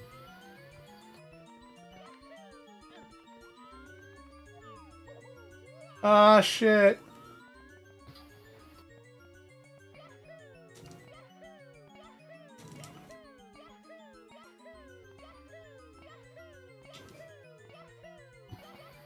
Honestly, this does feel like a dream.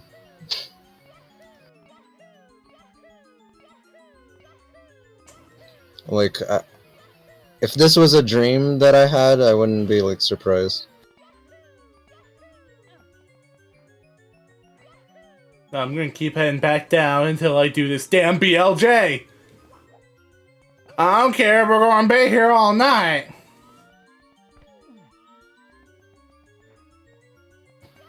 Great entertainer he is. Okay, you know, I'll count it. Hey, you did it. Was this based on a dream? Probably.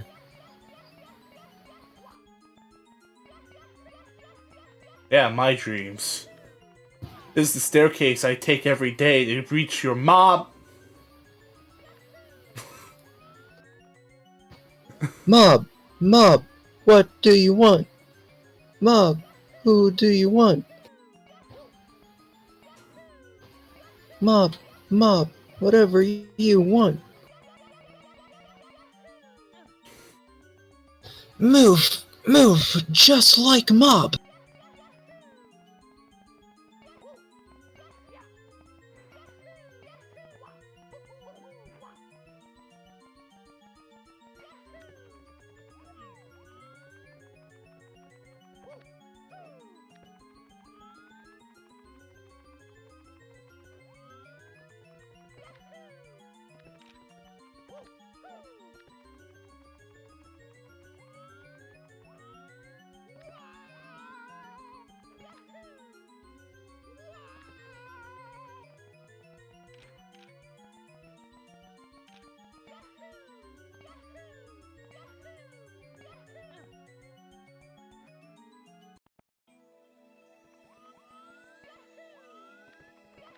Oh, I own the Okami cell style. More of the Okami cell shading. Yeah, Okami! I want to play that sometime. I'd play the shitty Wii version simply because I can draw the symbols. Hmm. Ah. it's a shame Diamond left so early. I wanted to actually talk to him about something. Diamond has never beaten the allegations. Never has, he never will. Evil fish.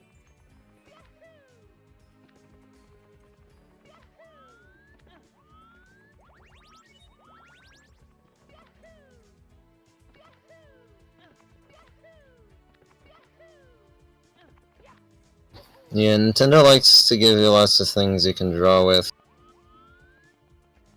Yeah, Draw the Life, the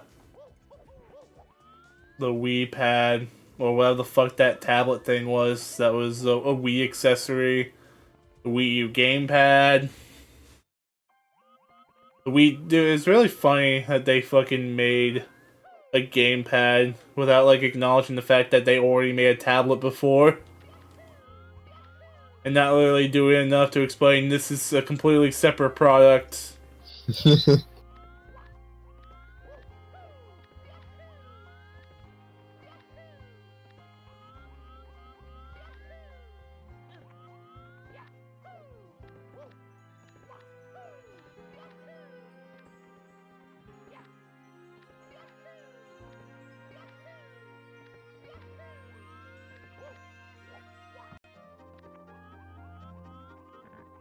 Yeah, you can just look it up.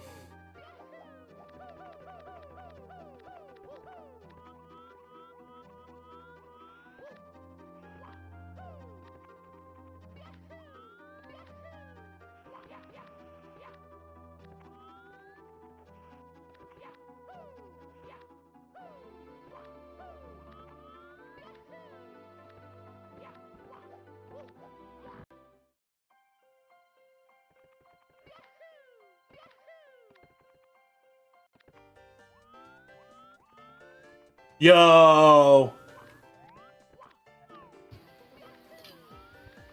Dude! That's fucking cool as shit. I know, right? Meteor Herd without the rap.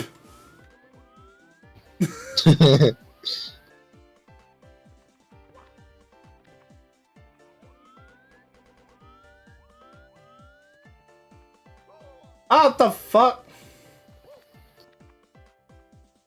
I don't know what happens if I die. Tuba Seal.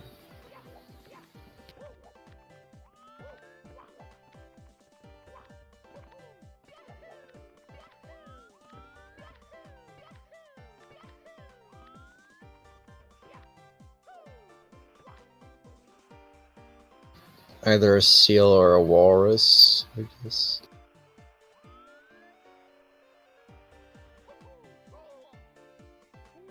Bro, why am I all the way back here, you piece of shit?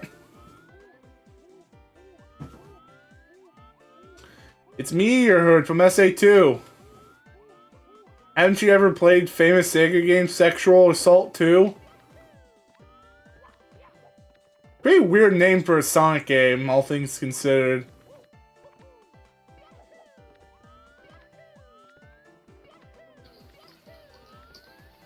I always thought it was Serial Arsonist, too. Oh, fuck, I'm dead. Oh, I'm just back here, sweet. Bro, I did not fucking struggle with that the first time, the hell? I must be suffering from you can only do something good the first try syndrome.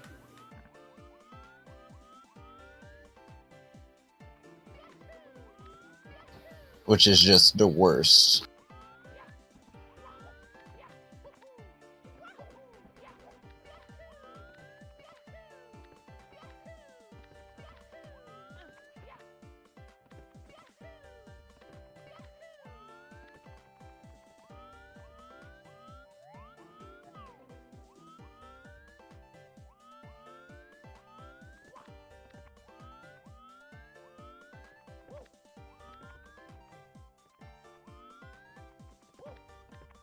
So one day buy the Dreamcast version. Apparently, I end up wanting to do funny Steam version stuff. Unless I end up wanting to do funny Steam version stuff. I mean, for like cost efficiency, I recommend you just get Steam version anyways and just mod it so that it's more accurate to the Dreamcast. Just whatever you do, don't play the Steam version by itself.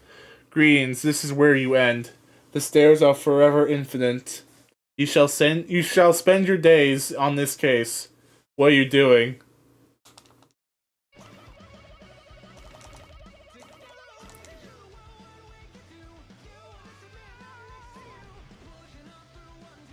Battles won! No one's gonna give a thing to us, and to each other we put our trust. Standing united after the fight is done!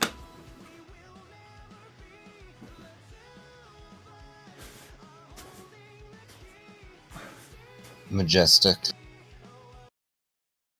And then the music just cuts off. They played the Nathan Sharp cover of Fist Bump.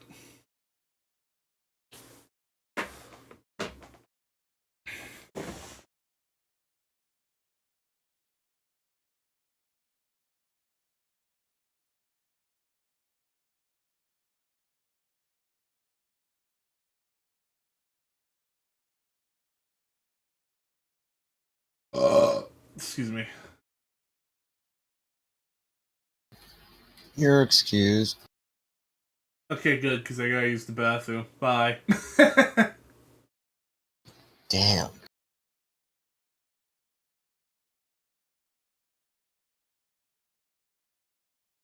You know another like torture mod I can play that's like a revamp of the original game?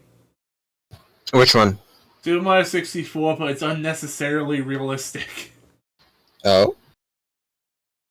Another one made by K's. Super Mario 64, but modified to be incredibly realistic, including new overly high-definition textures, realistic, quote-unquote, gravity, and meters for hunger, thirst, fatigue, and sleep. It parodies the trend of SM64 PC port hacks or Mario fan games that have an overly realistic graphics and are said to be impressive, despite completely disregarding the feel of Mario games to begin with.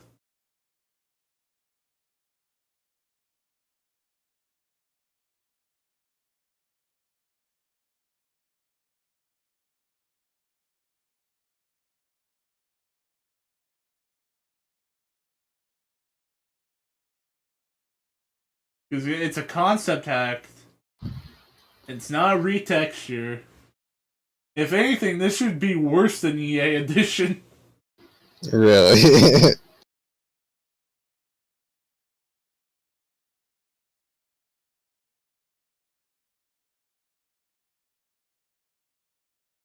Although, unlike EA Edition, there's no completion bonus for actually doing it. Not that EA Edition was generous on its points either. It was only like 20.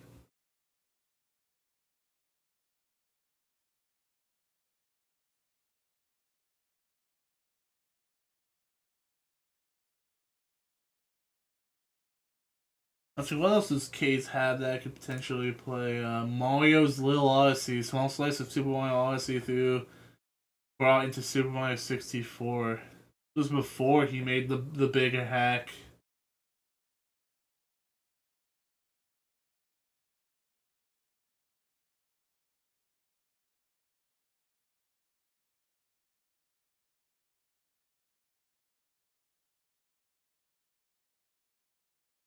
Super Mario 64, but there's a Goomba Plague.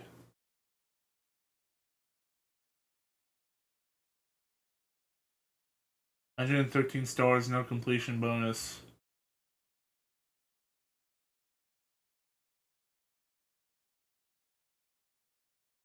Okay, so yeah, so 64 EA Edition was had a completion bonus of 60 points.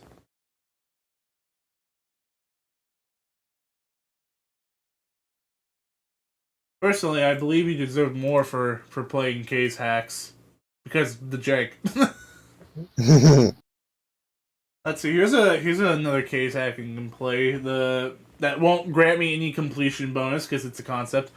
The Yoshi Garden. Grow, care for, and play with your Yoshis. Breed your favorite Yoshi color and put your Yoshis against each other in competitions based on Chao Garden from Sonic Adventure. So it's literally just Sonic Adventure in the sense that like I just play the game normally, and every now and then I come take care of Yoshis and have them compete for like extra stars.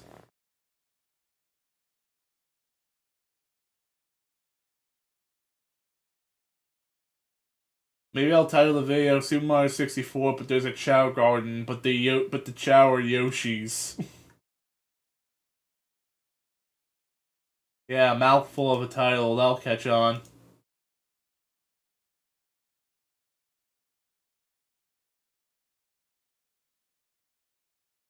I forgot I saw Simpleflip's playlist until the BLJ QTE happened. Side note, misspelling BLJ is BLG.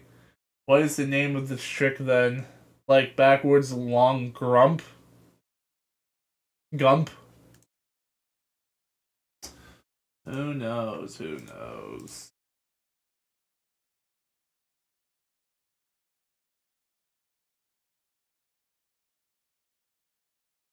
Remember Point and Click 64?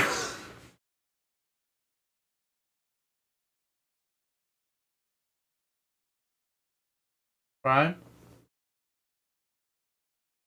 Sorry, could you repeat that? Remember Point and Click 64? Vaguely. The ROM hack where you do all of Mario's actions through a fucking mouse? Oh yeah, true. Yeah, that one surprisingly doesn't have a completion bonus. Really? Yeah, but it's also it also supports the mouse. It supports the N64 mouse, and it's console compatible. The last time I tried using the N64 mouse, it fucking sucked. Hmm.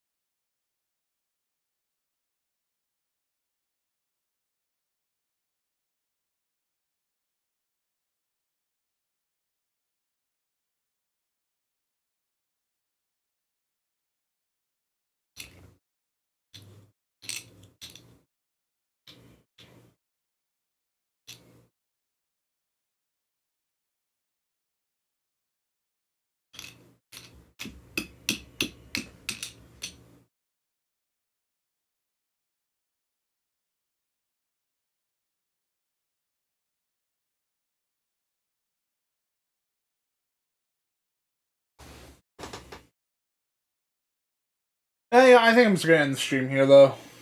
I'm not gonna do anything else for now, so I'm just gonna call it. Plus, I got pissed. Fair enough.